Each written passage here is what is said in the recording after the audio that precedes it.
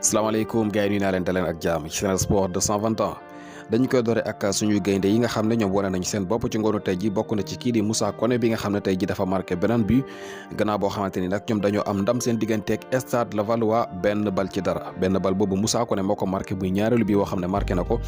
dégg nga ci Ligue 2 ba ñoom ñoo dóor benn bal ci dara ci li nga xamante ne mooy jogante googule ki nga xamante ne mooy Mbaye Diagne moom itam dafa marqué tey beneen bal muy deuxième bi moom itam ñaareelu bal boo xam ne marqué na ko ci saison bi waaye nag tey la ñu njëkk a am victoire ñoom waa Fatick Karagom Rok seen digganteeg Ankara Gucci bu Lamine Diack la woon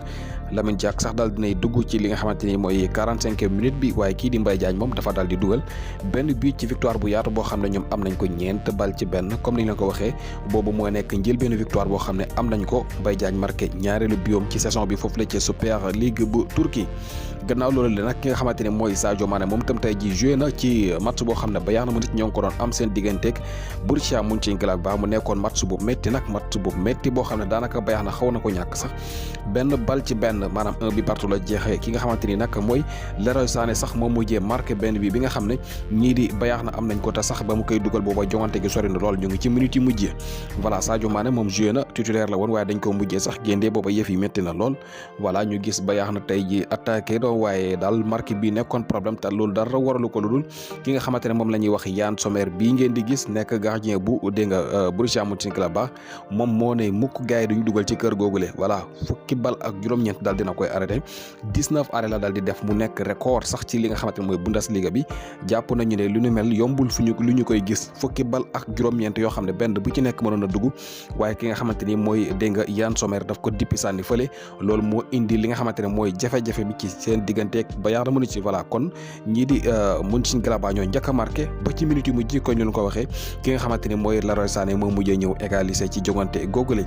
Arsenal ñoom tey jii dañoo dal di amaat beneen ndam mu nekk 4 matchs 4 victoire ñu door saison bi nag dégg nga ndoorin gu am solo fi mu ne nii mën nañuy wax ne English Premier League bi ñoom ñooy benn équipe boo xamante ne fi mu ne nii wane nañu jaleeru gu ne mel ñoom sax ñooy wéy di nekk ci bopp classement bi gannaaw ñeenteelu victoire boo xam ne am nañ ko tey ji seen diggante ak Fulham ñaari bal ci benn Martin Odegaard di gën di wane boppam Arsenal nag bu ñu xoolee dëgg-dëgg seen attaque bi mu ngi wane seen bopp am nañ doole bu baax a baax ndax 11 bii daal dinañu koy marqué waaye encaissé lu toll ci 3 bi képp voilà jamono bi ñoom am nañu 12 points te tolloowuñu kenn nag ñoo nekk ci bopp classement ba toog voilà yeneen gars yi topp ci ak 10 points jël suuf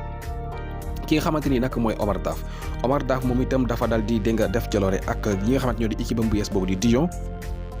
ndax 5 jours yi nga xam ne joué na ko ak Dijon moom Omar Daf ak équipe am nañ ci lu toll ci 3 victoires ak 2 matchs nuls amaguñu benn défaite bu ñuy xool sax jamono bi ñoom ñoo nekkagum ci li nga xamante ne mooy bopp classement bi en attendant yeneen équipe yi di joué kon loolu day wane ne rek li mu dooree saison bi am na solo bu ngeen fàttale ko daaw xeex na ak Sochaux ba ci play off ya voilà joué nañu woon sax ci play off yi mujjee ñàkk dal di des ci li nga xamante ne mooy Ligue 2 bi gannaaw coow la doxoon seen diggante nag mu dal di bàyyi équipe ba Dijon dal di koy jël waaye daal ni mu dooree yëf yi neex na lool comme ni leen ko waxee moo ngi amagum 3 victoires ak li nga xamante ne mooy 2 matchs nuls kenn nu dooragut ko moom kii di Omar Daf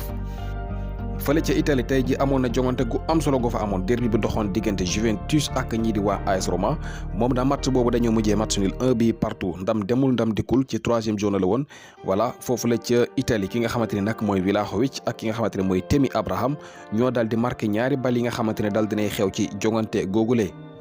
ñu jeexalee ko ak ki nga xam ne mooy Jules Koundé bi nga xam ne moom daal dinañu koy inscrire ci ngoon gile gannaaw boo xamante ni nag amoon nañ njort bi kayiti xibaar yi doon ko biral fan yi yëpp waaye daal yëf yi mujjee naa sotti voilà ñii di La Liga ñoom inscrire nañ ko ci li nga xamante ne mooy seen page internet bi fi mu ne nii moom bokk na mën na jouer sax ci match bi nga xamante ne Barcelone war na koo am niki suba seen digganteeg Valladolid loolu nag nekk li nga xamante ne mooy information bu am solo pour ñii di catalan yi kon fi mu ne Barcelone lenn lay liggéey fi mu ne nii mooy jéem a créer yeneen espace voilà am ay départ wala mu jaay ay joueurs su ko defee mu mën a dégg nga maam